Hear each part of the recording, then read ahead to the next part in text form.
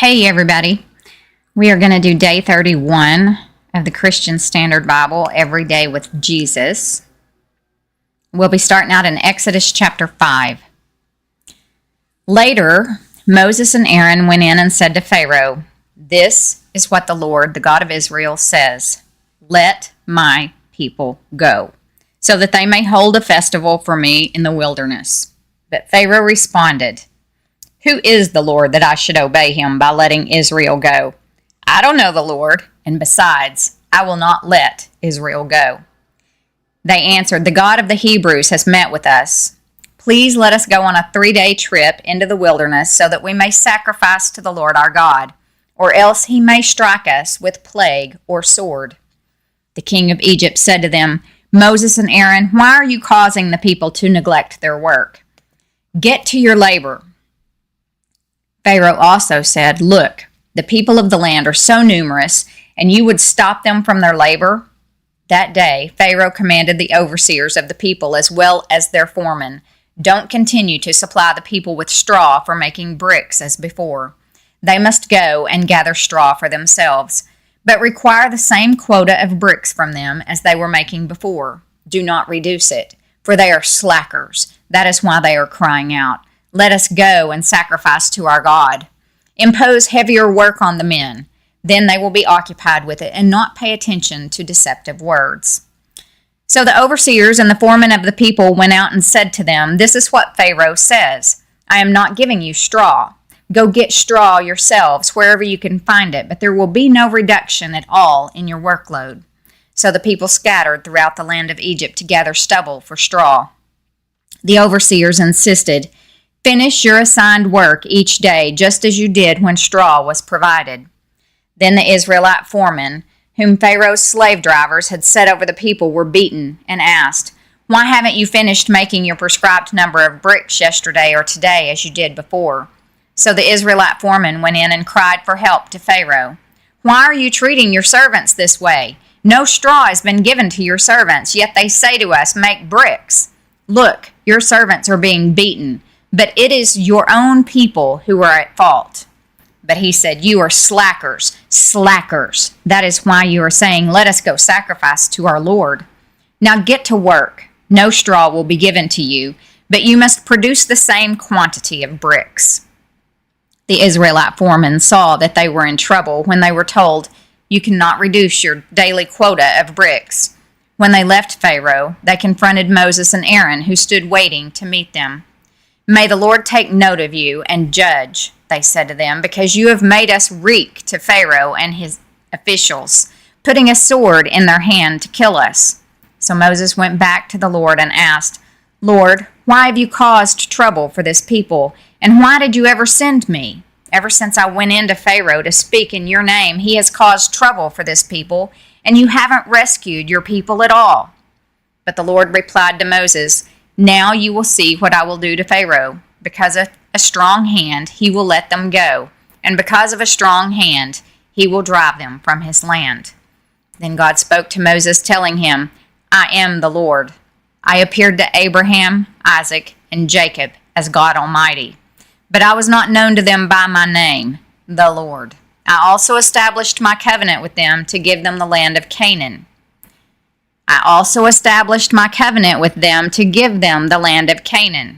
The land they lived in as aliens.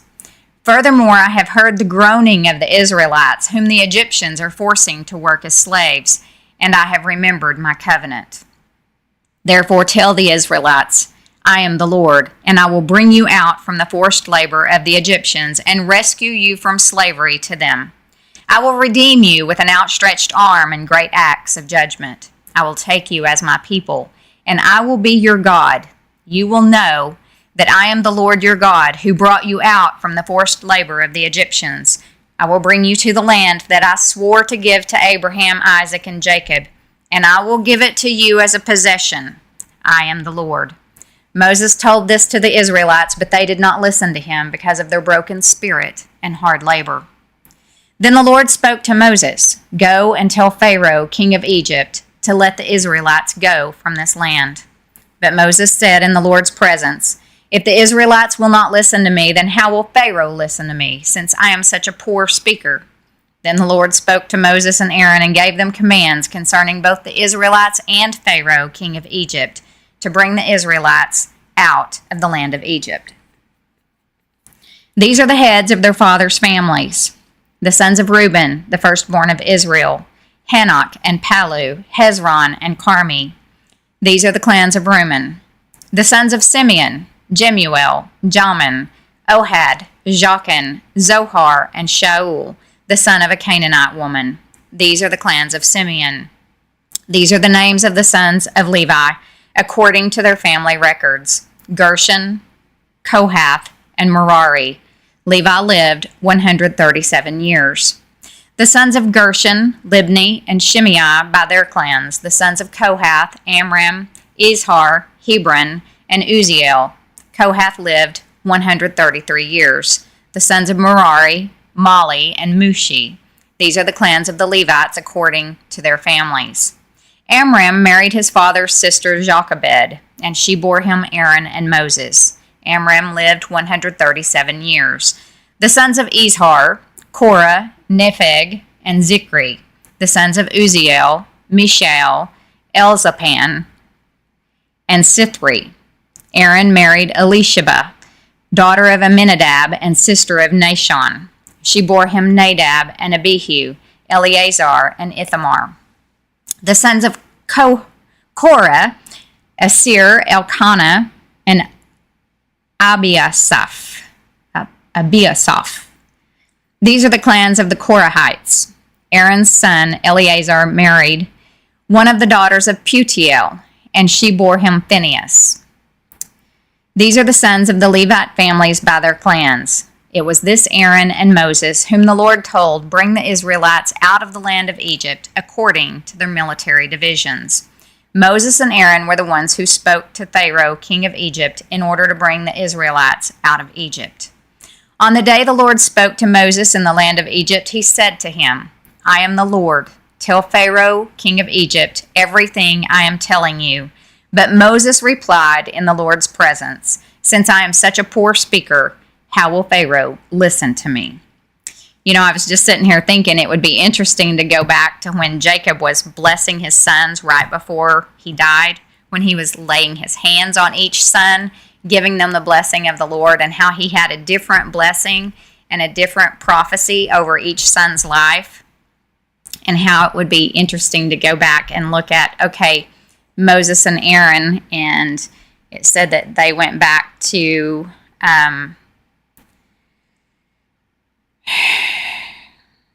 let's see, was it Levi?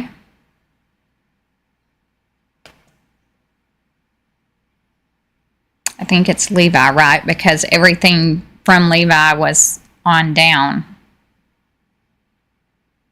Anyway, it would be interesting to follow that, and I'm sure it's laid out for us in somebody else's book. Psalm 18, 1 through 6, and it would just be, you know, a rabbit trail. There's lots of other things to put our minds on, right? But God is such a good God, and He is into all the details, and it's fun sometimes just to look at God's details.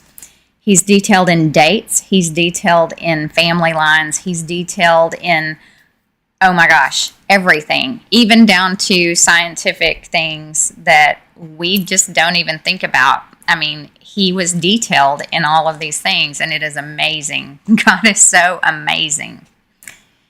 Psalm 18, for the choir director of the servant of the Lord David, who spoke the words of this song to the Lord on the day of the Lord rescued him from the grasp of all his enemies and from the power of Saul. He said, I love you, Lord, my strength. The Lord is my rock, my fortress, and my deliverer, my God, my rock, where I seek refuge, my shield and the horn of my salvation, my stronghold. I called to the Lord, who is worthy of praise, and I was saved from my enemies. The ropes of death were wrapped around me. The torrents of destruction terrified me.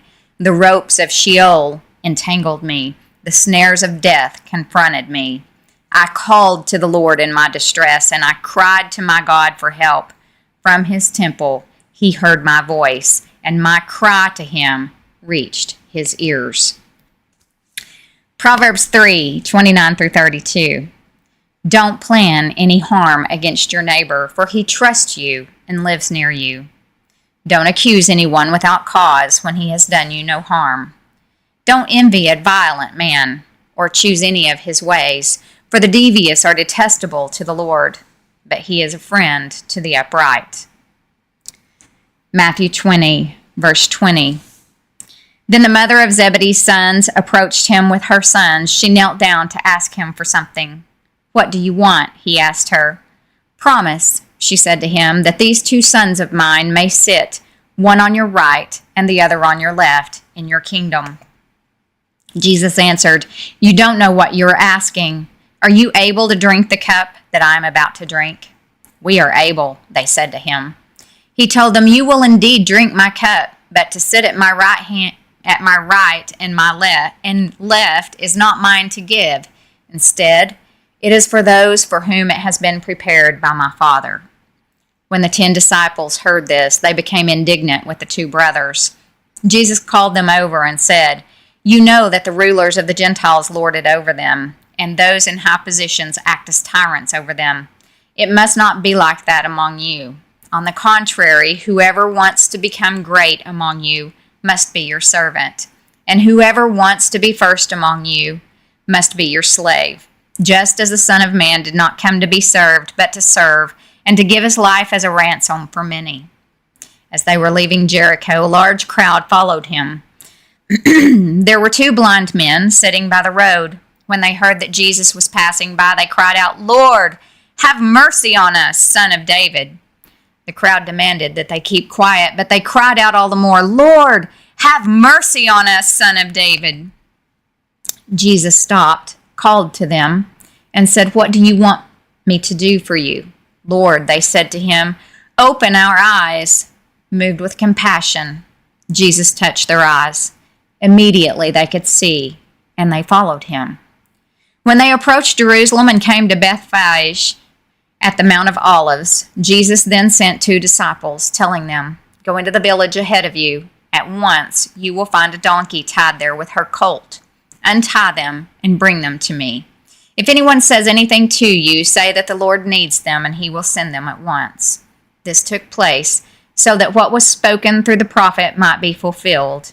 Tell daughter Zion, See, your king is coming to you, gentle and mounted on a donkey, and on a colt, the foal of a donkey.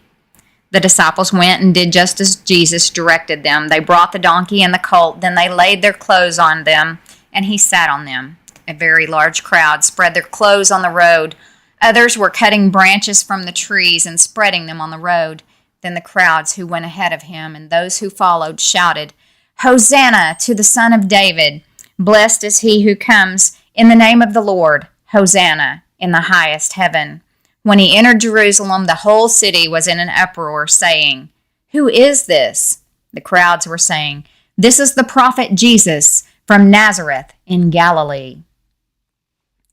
This concludes Day 31 of the Christian Standard Bible. And I will be back with Day 32.